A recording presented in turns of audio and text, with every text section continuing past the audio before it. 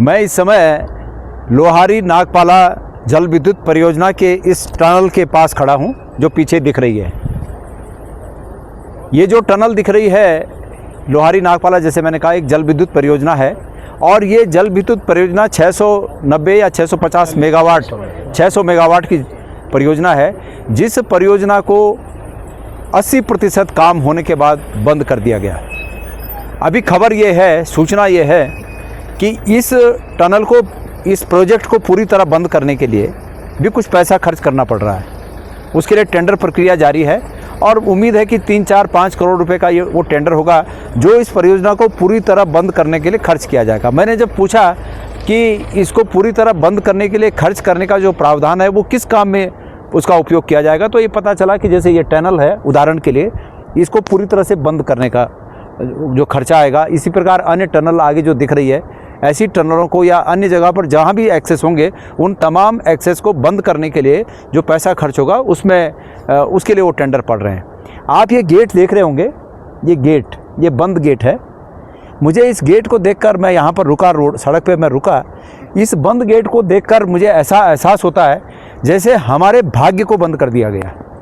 उत्तराखंड में इस प्रकार की बहुप्रतीक्षित और बहु महत्वाकांक्षी ये योजनाएं जो 600 मेगावाट बिजली पैदा करके हमारे नौनिहालों का भाग्य बदल सकती है, उस भाग्य के द्वार जैसे ये गेट बंद है, उसी प्रकार इस योजना को बंद करके वो भाग्य के द्वार बंद करने का ये काम किया जा रहा है।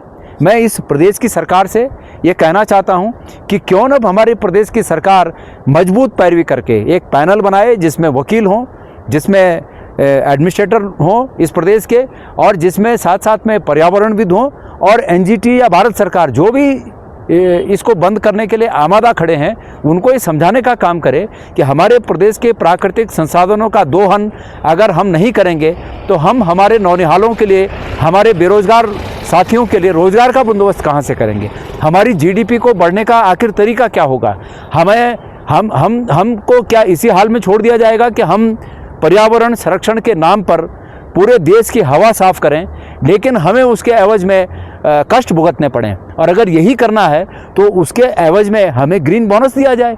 690 या 600 मेगावाट बिजली के उत्पादन के बाद जो रेवेन्यू जनरेट होता है, उतने रेवेन्यू जनरेट का जो प्रतिपूर्ति है वो ग्रीन बोनस के रूप में या तो हमें दी जाए। आखिर हम किस प्रकार से अपने संसाधनों का उपयोग करके अपने लोगों के लिए रोजगार पैदा करें, ये तरीका भारत की सरकार या तो हमें समझा दे, अगर ये सब काम नहीं करने हैं तो। इसलिए मैं चाहता हूँ, पर्यावरण का जो नुकसान होना था वो हुआ।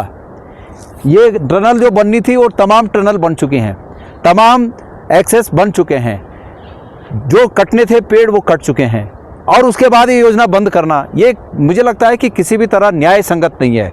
वो कोई भी कोर्ट हो, लेकिन मेरे विचार से ये न्याय संगत नहीं है। ये न्याय संगत अब इस रूप में है कि जिस प्रोजेक्ट में हजारों करोड़ रुपए खर्च किए गए, जिस प्रोजेक्ट से प्रदेश ने बेहतर आगे बढ़ोतरी के रास्ते पे जाना है, उस योजना को अब इतना होने के बाद बंद किया जाना किसी भी तरह से तर्क संगत नहीं है, न्यायोचित नहीं है। तत्काल इसको स्टार्ट करने के लिए एक जो स्पेशलिस्ट हैं इन चीज़ों के, उनका एक पैनल बने, उसमें सभी शामिल हों, और एनजीटी में दोबारा अपील करके, भारत सरकार में दोबारा अपील करके, अब डबल इंजन काहे का डबल इंजन? मतलब हमारे कामों को बंद करने के इंजन? भाई यहाँ का इंजन अपील ऊपर वाले इंजन के पास भेजे और एनजीटी के पास सब लोग मिलकर इस बात को रखें और इन समस्याओं को सुलझाकर हमें वापस विकास के रास्ते पर तेज़ी से दौड़ने के जो अवसर हैं उन अवसरों को कैच करें, हमारे हाथ से न जाने दें। ये मैं यहाँ की सरकार से निवेदन करता हूँ। जनता भी यही चाह रही है, जनता भी यही चाह रही होगी, निश्चित रूप में सबके भविष्य से जुड़ा हुआ प्रश्न है। धन्यवाद।